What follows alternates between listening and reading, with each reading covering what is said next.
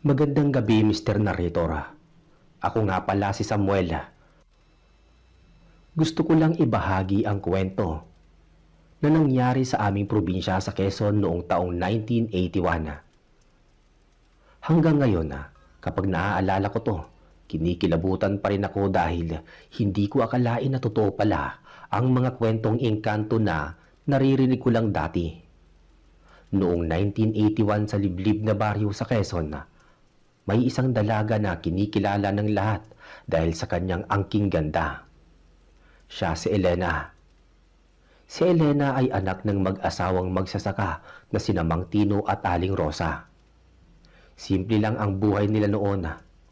Wala pang kuryente sa aming lugar at tanging gasera lang ang nagsisilbing ilaw namin pagsapit ng gabi. Si Elena ay hindi lang maganda, napakabait din niyang bata. Ngunit ang pinagtataka ng marami, kahit marami ang nanliligaw sa kanya, wala siyang pinipili kahit isa. Ang sabi sa aming baryo, meron daw nagbabantay sa kanya na hindi nakikita. Isang hapon, habang naglalaba si Elena sa batis malapit sa malaking puno ng balite, napansin niya na parang may nakamasid sa kanya. "Sino yan? Huwag mo kong bibiruin, hindi ako natutuwa," wika ni Elena habang lumilingon-lingon sa paligid. Pero walang sumasagot. Ang tanging naririnig niya lang ay huni ng mga ibon at ang agos ng tubig. Pag-uwi niya sa bahay, matamlay si Elena. Napansin ito agad ng kanyang ina. "Elena, bakit parang namumutla ka? May nangyari ba sa batis?" tanong ni Aling Rosa habang naghahanda ng hapunan. "Wala po, inay. Parang nakakaramdam lang ako ng biglang pagod," sagot ni Elena bago pumasok sa kanilang silida.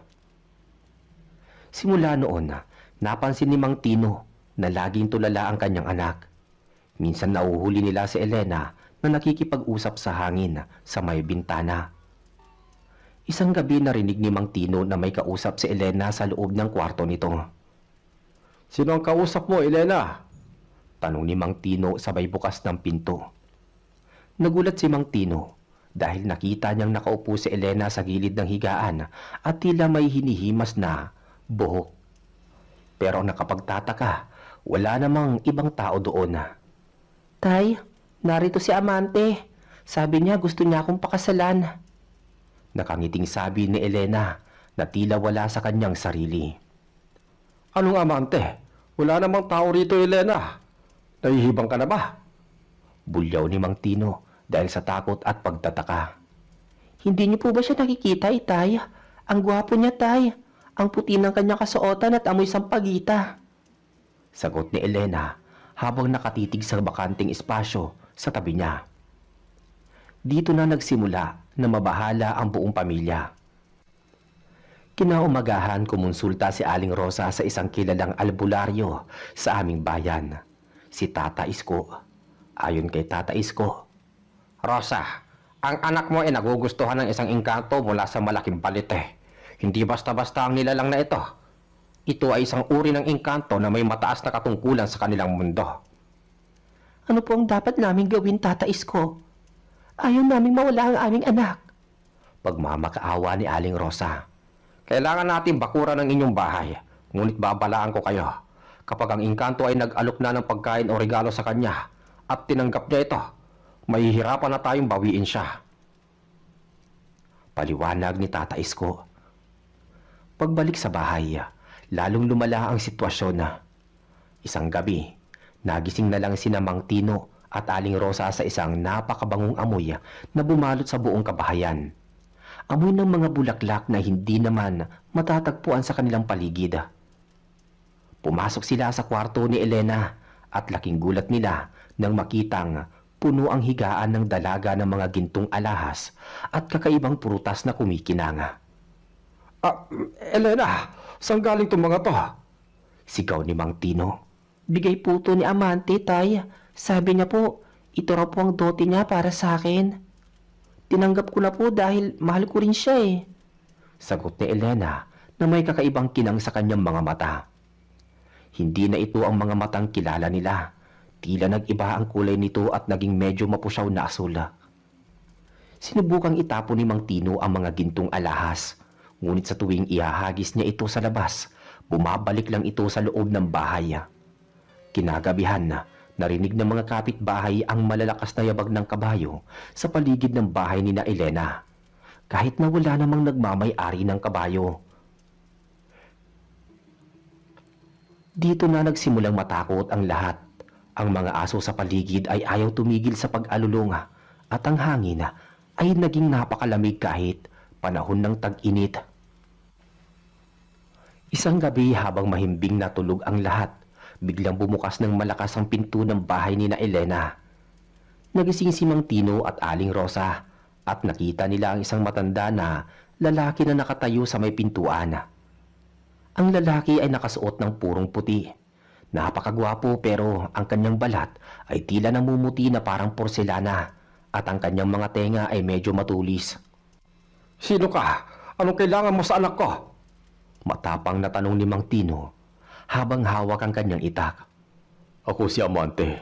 Narito ako upang kunin ang aking asawa. Wika ng lalaki sa isang boses na tila nang gagaling sa kailaliman ng lupa, ngunit napakalambing pakinggan. Hindi mo siya makukuha, lumayas ka rito! Sigaw ni Mang Tino, sabay lundag upang tagain ang nilalang. Pero laking gulat niya nang ang kanyang itak ay tumagos lang sa katawan neto na parang hangin lang. Tumawa lang ang engkanto. Elena, halika na. Naghihintay na ang ating kaharian. Tawag ni Amante. Lumabas si Elena mula sa kanyang kwarto. Nakasuot na siya ng isang mahabang puting damit na hindi nila alam kung saan galing. Ang kanyang mukha ay wala ng emosyon. Tay, Nay, patawad po. Pero kailangan ko na sumama sa kanya. Masaya ako sa piling ni Amante. Sabi ni Elena bago tuluyang humawak sa kamay ng engkanto. Sinubukang pigilan ni Aling Rosa ang kanyang anak. Elena, wag. Maawa ka sa amin. Wag mo kaming iwan. Pero sa isang kumpas lang ng kamay ni Amante, napatalsik ang mag-asawa sa sulok ng bahay at hindi na sila makagalaw. Tila ba may nakadagan sa kanila na napakabigat na bagay. Pinanood nila na habang naglalakad ang dalawa palabas ng bahay. Ang mga bakas ng paa ni Elena sa lupa ay unti-unting nawawala at ang paligid ay napuno ng puting hamog. Simula noon, hindi na muling nakita si Elena sa aming baryo. Pero hindi doon natatapos ang kwento.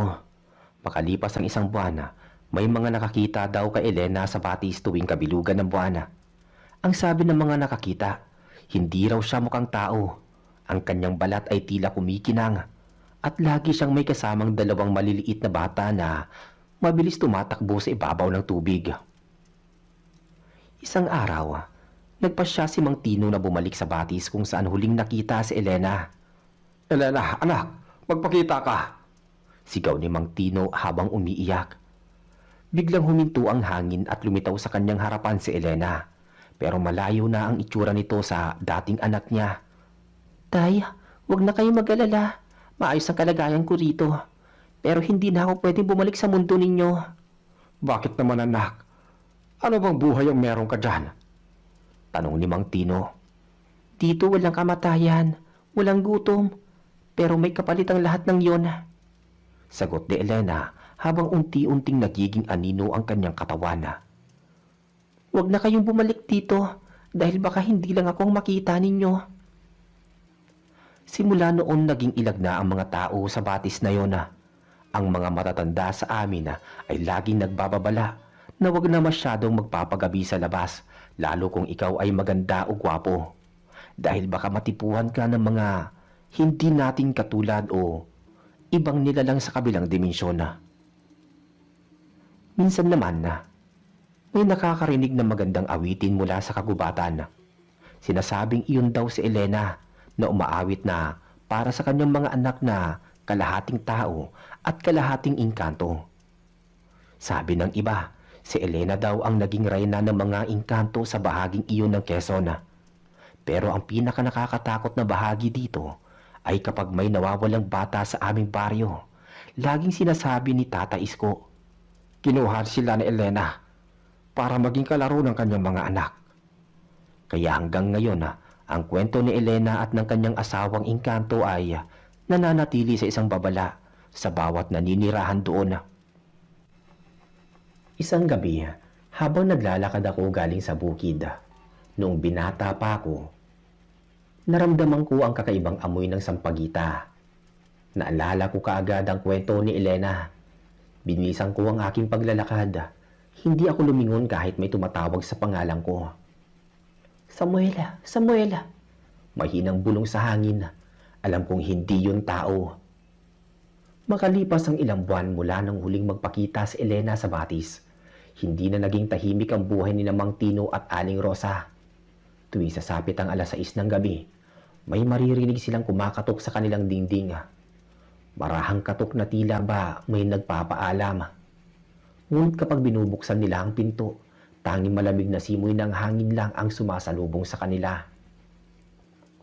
Isang gabi habang naghahanda ng higaan si Aling Rosa, napansin niya ang isang tumpok ng lupa sa gitna ng kanilang sahig sa kawayan. Tino, halika rito. Bakit may tumpok ng lupa rito sa loob? Tawag ni Aling Rosa. Lumapit si Mang Tino at sinuri ang lupa. Hindi ito basta lupa lang. May kasama itong mga itim na balahibo at amoy na bubulok na karne. Rosa, mukhang hindi na ito si Elena. Iba na ang napaparamdam sa atin. Kinakabahang sabi ni Mang Tino. Kinabukasan, nalaman ng buong baryo na ang mga alagang hayop ni Mang Tino, ang kanilang nag-iisang kalabaw at ilang manok, ay natagpo ang wala ng buhay. Pero ang nakapagtataka, Mr. Narrator, wala silang sugat. Tila ba naubos lang ang dugo nila sa loob ng katawan dahil tuyot na tuyot ang mga ito pagkakita sa pastulan. Dito muling tinawag si Tata Isko. Pagdating ng albularyo sa tapat ng bahay ni Mang Tino, huminto ito at hindi agad pumasok. Tino, Rosa, huwag na kayo matulog sa loob ng bahay na ito ngayong gabi.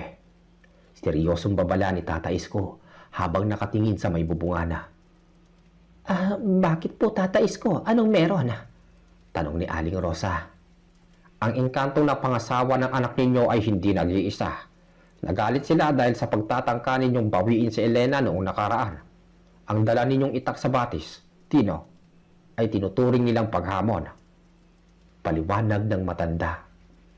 Ang mga namatay ninyong hayop ay alay lang. Simula pa lang yan. Sinunod ni Mang Tino ang babala. Natulog sila sa bahay ng kanilang kamag-anak sa kabilang kanto. Pero bandang madaling araw, isang malakas na hiyaw ang narinig sa buong baryo. Galing ito sa direksyon ng bahay ni Mang Tino. Pagsugod ng mga kalalakihan kasama na ako doon. Nakita naming nagliliyab ang kanilang bahay.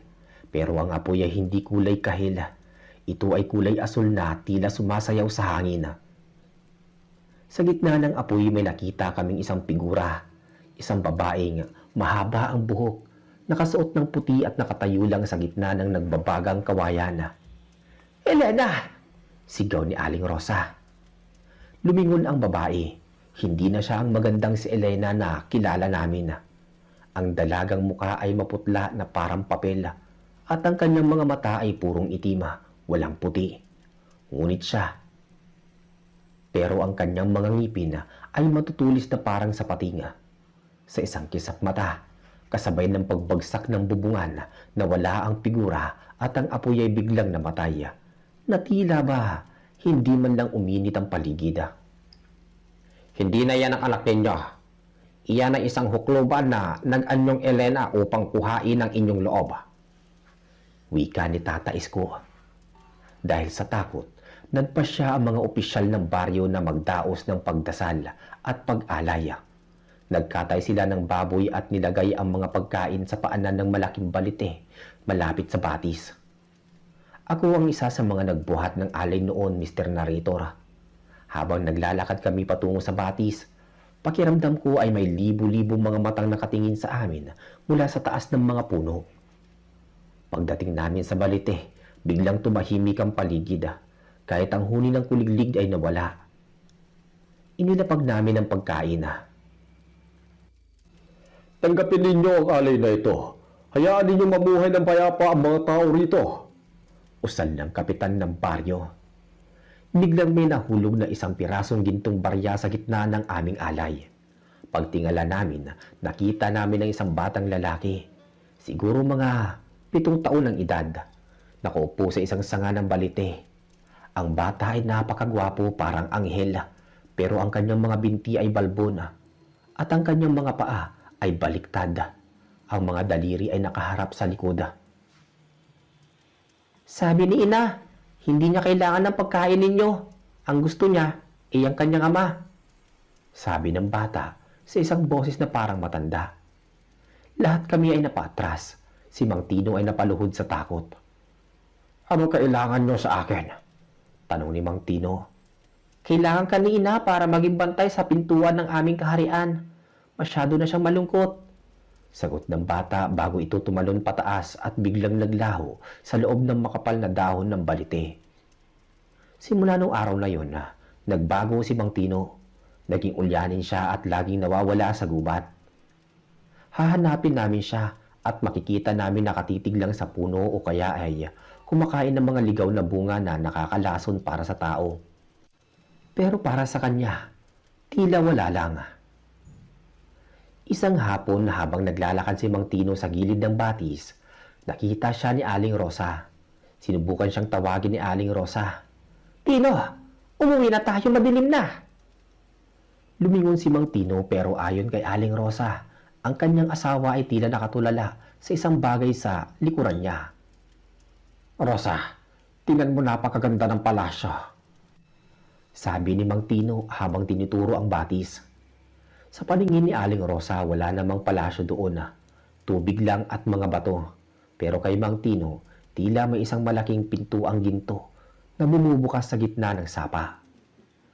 Naglakad si Mang Tino patungo sa malalim na bahagi ng batis. Tino, wag! Malulunod ka! Sigaw ni Aling Rosa habang hinahabol ang asawa. Pero bago pa man niya maabutan, si Mang Tino ay tuluyan ng lumubog sa tubig. Nakakapangilabot, Mr. Narrator. Hindi lumitaw ang katawan niya. Walang bula, walang agos na malakas. Tila ba nilamon lang siya ng tubig at naglaho na parang bula. Ilang araw ang ginawang paghahanap ng mga diver mula sa kabayanan. Pero kahit isang pirasong damit ni Mang Tino, walang nahanap. Ang sabi ng mga matatanda, tuluyan na siyang kinuha ni Elena upang makasama nila sa ilalim ng lupa. Naiwan si Aling Rosa na nag-iisa at unti-unting nawala sa sariling katinuan. Gabi-gabi siyang naririnig na nakikipag-usap sa dingding. Tinatawag ang pangalan ni Elena at Tino. Isang gabi, natagpuan na lang namin si Aling Rosa na wala nang buhay sa loob ng kanilang dampa. Pero ang pinagtataka ng doktor na sumusuri sa kanya, ang sanhi ng kanyang pagkamatay ay hindi sakit. Ang sabi ng doktora, tila ba tumigil ang puso niya sa sobrang saya. Nakita namin si Aling Rosa na may hawak ng ngiti sa labi. Ang kanyang palad ay may hawak siyang isang sariwang bulaklak ng sampagita. Isang bulaklak na hindi naman namumukadkad sa panahong iyon sa aming lugar. Doon na naniwala ang baryo na ang pamilya ni na Elena ay kinuha ng lahat ng mga engkanto. Pero hindi pa doon natatapos ang lahat.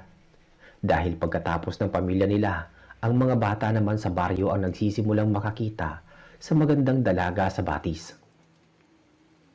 May isang bata, si Lito, na nakaligtas sa tangkang pagkuha sa kanya. Kwento ni Lito, naglalakad lang po ako malapit sa sapa nang makita ko si Ate Elena. Binigyan niya ako ng isang kulay pulang prutas. Noong kakainin ko na, may narinig akong boses ng lalaki na sumisigaw na wag. Pagtingin ko, kamukha siya ni Mang Tino, pero ang balat niya parang kahoy na. Dahil sa takot ni Lito, naitapon niya ang prutas. Pagbagsak ng prutas sa lupa, naging malaking uod ito na kulay itim. Kumaripas ng takbo si Lito at hindi na muling bumalik doon. Dahil sa takot na baka maubos ang mga bata sa aming baryo, nagpatawag ng pulong ang kapitana. Hindi na biro ang nagaganap. Ang bawat magulang ay hindi na pinapalabas ang kanyang mga anak kapag sumapit na ang alas 5 ng hapon. Pero ang mga engkanto, Mr. Narrator, tila lalong naging agresibo dahil nakuha na nila ang buong pamilya nila Elena. Hindi na natin kailangan ng punong yan. Kailangan na yan sunugin dahil yan ang lagusan nila. Sigaw ng isang kanayon namin na si Mang Karding. Sinubukan silang pigilan ni Tata Isko. Karding, wag. Ang baliting yan ay hindi lang puno. Iyan ay isang pintuan. Kapag sinira nyo ang pintuan, nang hindi sila nagpapaalam, sa loob ng mga bahay nyo sila lalabas. Babala ng matanda, pero dahil sa bugso ng galit at takot, hindi sila nakinig. Bitbit ang mga sulong, mga itak at galong-galong gas. Sumugod ang mga kalalakihan sa batis. Kasama ako noon, Mr. Narrator, pero nasa likuran lang ako dahil may kaba sa dibdib ko. Pagdating namin sa Balite, ang paligid ay napakatahimik. Ang tubig sa batis na dating malinaw, ngayon ay kulay itim na at parang langis sa sobrang lapot. Buhusan nyo ng gas! Habang binubuhusan nila ang malaking ugat ng puno, biglang umihip ang isang napakalakas na hangin. Ang mga sulo na dala namin ay sabay-sabay na namatay. Sa gitna ng kadiliman, narinig namin ang isang hagik-gik. Hindi ito tawa. Para itong tunog ng nabali na kawayan na may kasamang huni ng tuko. Sino yan? Sigaw ni Mang Karding habang ginagamit ang kanyang lighter. Nang muling magliyab ang apoy ng sulo, halos malaglag ang puso namin sa nakita namin sa bawat sanga ng malaking balite. May mga nakasabit na parang balot o kukul na gawa sa puting sapot. At sa loob ng mga sapot na yon, naaaninag namin ang mga muka ng mga nawalang hayop. At ang masama pa, nakita namin ang pamilyar na barong ni Mang Tino na nakalawit sa isang mga sanga doon. Umalis na tayo rito! Bumalik na tayo! Sigaw ni Karding, pero huli na. Isang malaking anino ang bumaba mula sa itaas ng puno. Hindi ito si Amante at lalong hindi ito si Elena. Ito ay may taas na halos 10 talampakan. Maitim ang balat na parang sunog na kahoy. At ang mga mata ay nagliliyab na parang baga. Ito ang tagabantay ng puno, ang tinatawag naming bungisngis o minsan ay kapre ng balite, pero mas masama ang aura nito. Sa isang iglap hinablot ng nilalang si Mang Karding. Wala kaming nagawa kundi ang magpulasan. Ang mga sigaw ni Mang Karding ay umalingaw-ngaw sa buong kagubatan hanggang sa bigla itong tumigil at napalitan ng tunog ng parang may dinudurog na buto. Kumaripas kami ng takbo pabalik sa baryo. Hindi namin nilingon ang aming mga kasama. Pagdating namin sa sentro, hingal na hingal kami at halos hindi makapagsalita. Pero ang masamang balita, Mr. Narrator, hindi doon natapos ang gabi. Nang gabi ding iyon, lahat ng bahay na may kasamang sumama sa batis ay nabulabog. Ang mga dingding namin ay kinakalmot ng kung anong matatalas na kuko. Sa bubungan namin, may naririnig kaming mga mabibigat na talon na tila ba mga higanting nilalang na nagtatalon-talon sa taas. Samuel, huwag kang lalabas. Magdasal tayo, sabi ng aking ina habang yakap-yakap ang aming kruspiho. Sa gitna ng kaguluhan, narinig ko ang boses ni Elena mula sa labas ng aming bintana. Samuel, buksan mo ang bintana. Meron akong ibibigay sa'yo. Napakalambing ng boses niya, Mr. Narrator. Muntik ko na talagang mabuksan ang tarangka dahil parang hinihipnotis mo ako. Pero buti na lang, nasampal ako ng aking ina. Hindi yan si Elena. Ang boses na yan ay galing sa hukay. Kinabukasan, ang mga taga-baryo ay nagising na may mga marka ng itim na palad sa kanilang mga pintuan. Ang mga markang ito ay hindi nabubura kahit anong kuskus. Ang sabi ni Tata Isko, minarkahan nila kayo. Hindi na sila titigil hanggat walang kapalit ang ginawa ninyong kalapastanganan sa kanilang tahanan. Dahil dito, napilitan ng mga matatanda na gumawa ng isang ritual na hindi na dapat ginagawa. Ang tawag nila ay paglipat ng sumpa.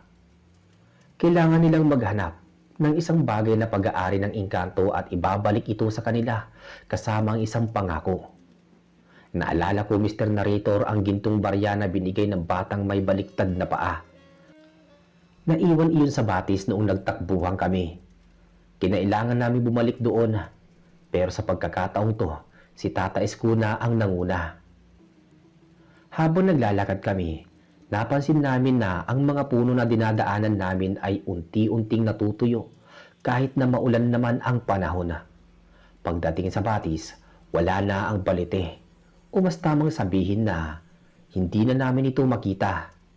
Ang nandoon lang ay isang malaking hukay at ang amoy ng sampagita ay naging amoy ng patay ng daga. Elena, amante, narito kami para humingi ng paumanhin. Itigil niyo na ang panggugulo sa mga tao. Sabi ni Tata Isko. Isang malamig na hangin ang umihip at lumitaw si Elena sa gitna ng sapa. Sa pagkakataong to, hindi na siya nakakatakot tignan. Mukha na siyang tao pero ang kanyang mga paa ay hindi na sumasayad sa tubig. Sa tabi niya ay nakatayo si Mang Tino at Aling Rosa, pero ang kanilang mga mata ay wala ng buhay. Parang mga estatwa lang sila na nakabantay sa kanya. Masyado lang huli, Tata Isko. Ang asawa ko ay nagugutom at ang aking mga anak ay nangangailangan ng mga kalaro. Ang baryong ito ay amin na. Doon ko natanto, Mr. Narrator, na ang engkantong nakapangasawa sa magandang dalaga ay hindi lang basta umibig. Ginamit niya si Elena para magkaroon ng dahilan na pasukin ang ating mundo. Si Elena ang naging tulay nila. Anong gusto ninyo? Tanong ni Tata Isko. Ang bawat taon, sa araw ng aking pagkawala, may isang kaluluwang dapat sumama sa amin. Kapag hindi kayo nagbigay, kami na mismo ang pipili. Banta ni Elena. Pagkatapos niyang sabihin yon, unti-unti siyang lumubog sa itim na tubig ng batis. Simula noon tuwing sasapit ang anibersaryo ng pagkawala ni Elena, may isang tao sa aming baryo ang nawawala o kaya ay namamatay sa hindi mapaliwanag na dahilan. Minsan, makikita na lang silang nakalutang sa batis o kaya ay natatagpo ang nakatitig sa bakanting espasyo hanggang sa malagutan ng hininga. Noong taong yun, may isang mag-asawang bagong lipat sa aming baryo. Galing sila sa Maynila at nagtayo sila ng isang maliit na tindahan malapit sa elementarya. Ang pinagtataka ng lahat, Mr. Narrator, ay ang kanilang kaisa-isang anak na si Lian. Si Lian ay napakaganda. Maputi, mahaba ang buhok at laging may amoy sampagita. Ngunit ang kakaiba sa kanya, kahit tanghaling tapat, ay napakalamig ng kanyang balat at hinding-hindi siya nakikitang kumakain sa kantina ng paaralan. Isang araw, ang guro na si Miss Clara ay napansin na si Lian ay lagi nakatitig sa bakanting upuan sa kanyang tabi. Lian, bakit lagi kang nakatingin dyan? May kausap ka ba? Ngumiti lang si Lian, isang ngiti na hindi mo malaman kung nananakot o natutuwa. Narito po si Ate Elena, ma'am. Sabi po niya, gusto niya raw po kayo makilala dahil ang ganda raw ng inyong buhok. Sagot ng bata. Nabitawan ni Miss Clara ang tiyok. Alam ng lahat ang kwento ni Elena, pero 5 taon na ang nakalipas mula nang mawala ito. Paanong makikilala ng isang batang bagong lipat ang isang tao nga matagal nang wala? Kinahapunan na, habang nagliligpit si Miss Clara ng mga gamit, naramdaman niyang biglang bubigat ang hangin sa loob ng silid-aralan. Lumingon siya at nakita niya si Lian na nakatayo sa may pintuan, kasama ang isang babaeng nakasuot ng puting damit. Ang babae ay nakatalikod, pero ang buhok nito ay abot hanggang sa higa. Lian, sino ang kasama mo? Bawal lang bisita sa loob. Sabi ni Miss Clara kahit nanginginig ang kanyang tuhod. Dahan-dahang lumingon ang babae. Mr. Narrator, hindi raw makalimutan ni Miss Clara ang nakita niya. Ang mukha ng babae ay mukha nga ni Elena, pero ang kalahati ng kanyang mukha ay tila nabubulok na kahoy na may mga gumagapang na uod na kulay ginto. Salamat sa paghahalaga sa aking anak. Bulong ng babae bago sila sabay na naglaho sa isang kisap mata. Kinabukasan, hindi na pumasok si Miss Clara. Natagpuan siya sa kanyang bahay na nagsusuklay ng kanyang buhok. Pero ang buhok niya ay unti-unting nalalagas at napapalitan ng mga dahon ng balite. Doon na namin naintindihan na si Lia na isa sa mga anak ni Elena na ipinadala sa aming baryo. Dahil sa takot, nilayuan ng mga taga-baryo ang pamilya ni Lian. Pero hindi mo sila mapapaalis dahil legal silang nakatira doon. Isang gabi na isipan ng ilang kalalakihan na sunugin ang tindahan ng pamilya ni Lian para tuluyan na silang lumayas. Dala muli ang mga sulo. Pinalibutan nila ang bahay. Lumabas kayo dyan! Mga kampo ng kadiliman! Sigaw ng mga lalaki. Biglang bumukas ang pinto. Lumabas ang ama ni Lian pero hindi na ito ang lalaking kilala namin. Ang kanyang katawan ay tila naging isang malaking punong kahoy at ang kanyang mga braso ay naging mahabang sanga. Binala na kayo ni Elena. Wika ng nilalang. Sa isang iglap, ang mga sanga ay humaba at pumulupot sa leeg ng mga kalalakihan. Narinig namin ang lagutok ng mga buto. Walang nakaligtas sa mga sumugod na iyon.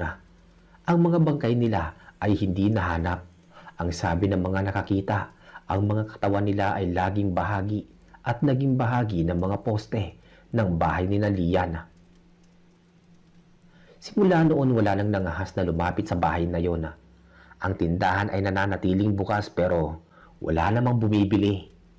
Ang mga paninda doon, mga dilata at candy. Napansin naming hindi kailanman nagkakaroon ng alikabok ang mga to at laging bago ang itsura kahit ilang taon na ang lumilipas. Isang gabi, habang ako ay naglalakad pa uwi, napadaan ako sa tapat ng bahay nila. Nakita ko si Elena na nakaupo sa tumba-tumba sa balkonahe. Karga-karga ang isang sanggol. Ang sanggol ay walang balat, purong laman lang na kulay pula. Pero si Elena ay masayang kinakantahan ito ng uyayi. Tumingin siya sa akin. Sa pagkakataong to, hindi ako tumakbo. Tila ba may puwersang nagpako sa akin sa kinatatayuan ko. Samuel, huwag ka matakot. Hindi ka namin sasaktan basta marunong kang rumispeto. Ang mga namatay ay mga taong gustong sumira sa aming katahimikan. Bakit ito ginagawa, Elena? Bakit kailangan niyo pang bumalik dito? Dahil ang mundong ito at ang mundo namin ay iisa lang. Pinaghiwalay lang ng inyong takot. Pero darating ang panahon, ang batis, ang gubat at ang baryong ito ay magiging isang kaharian ng aking mahal na asawa. Sagot niya bago siya unti-unting naging anino at pumasok sa loob ng bahay.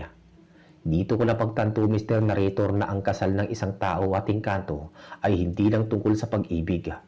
Ito ay isang plano para sakupin ang aming lupain. Ang mga anak ni Elena ay mga tagapagtanim. Bawat lugar na puntahan nila, nagiging lagusan ng mga maligno. Noong panahong yun, ang bati sa aming lugar ay tuluyan ng natuyo. Pero ang pinagtataka namin, kahit tuyo na ang sapa, maririnig mo pa rin ang tunog ng agos ng tubig tuwing gabi. At kapag sinusubukan mong tignan ang ilalim ng tuyong sapa, makikita mo ang kumikinang na bato na parang mga mata na kumukurap sa'yo. Nagkaroon din ng mga ulat na ang mga dalaga sa karating baryo ay nagsimula na ring mawala. Ang sabi-sabi, si Amante, ang asawa ni Elena, ay naghahanap pa ng iba pang mapapangasawa para sa kanyang mga kamag-anak na engkanto. Ang dote nila na ibinibigay ay hindi na lang ginto, kundi mga pangakong buhay na walang hanggan sa ilalim ng kanilang palasyo. Samantala, isang matandang babae sa amin, si Lola Basyang, ang nagsabi ng, "Ang ganda ni Elena ang naging pahain ngayon para makapasok sila. At kapag nangyari yon, wala nang makakapigil sa kanila." Isang hapon, nakita ko si Tata Isko na nag-iimpake na rin. "Aalis ka, Tata Isko?" tanong ko. Samuel, wala na tayong laban. Ang lupain ito ay hindi na sa atin. Pakinggan mo ang hangin. Sabi niya. Pinakinggan ko ang hangin. Hindi na ito huni ng ibon o kalansing ng mga dahon. Ang naririnig ko ay libu-libong boses na bumubulong sa mga salitang hindi ko maintindihan. Mga boses na tila nagtatawanan at nagdiriwang. Ang kasalan ni Elena at ng Engkanto ay simula pa lang ng mahabang gabi para sa ating lahat. Huling sabi ni Tata Esko bago siya tuluyang lumisan.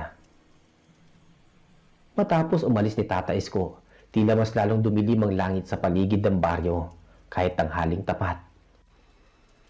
Ang bahay ni Lian, ang anak ni Elena, ay nagmisentro ng lahat ng kakaibang ingay sa gabi.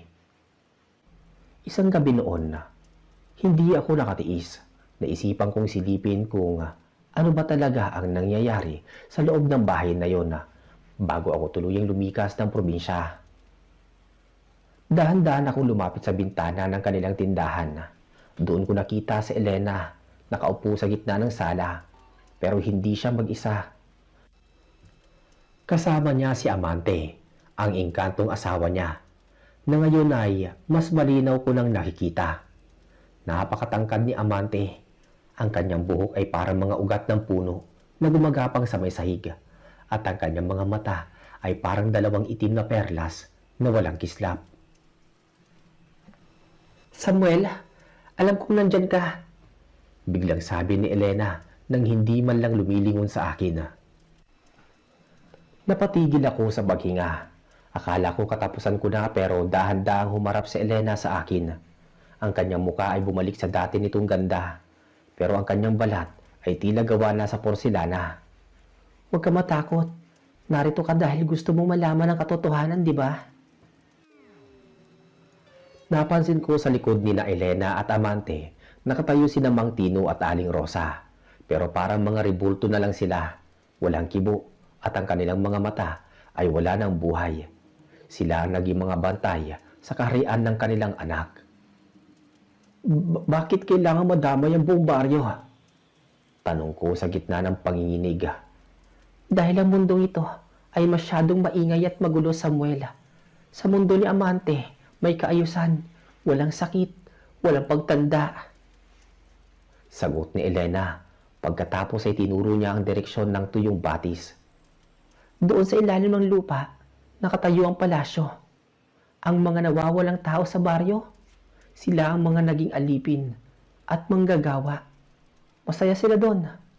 Higit pa sa saya na nararanasan mo dito.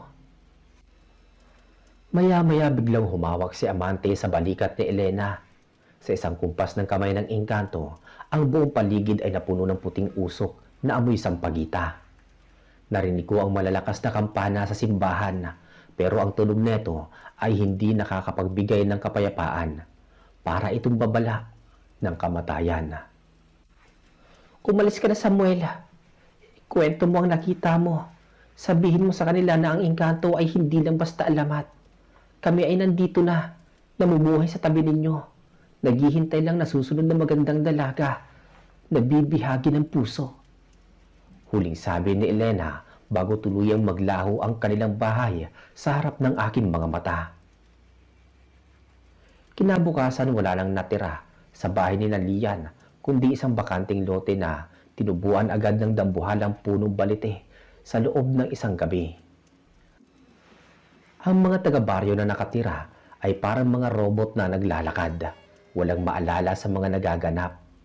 Ako na lang ang tanging nakakaalam ng buong katotohanan. Nilisan ko ang probinsya noon. Habang lulan ako ng bus papuntang Maynila, lumingon ako sa huling pagkakataon. Nakita ko ang isang babaeng nakaputing damit sa gilid ng kalsada. May bitbit na bata, kumakaway siya sa akin. Alam kong si Elena yun.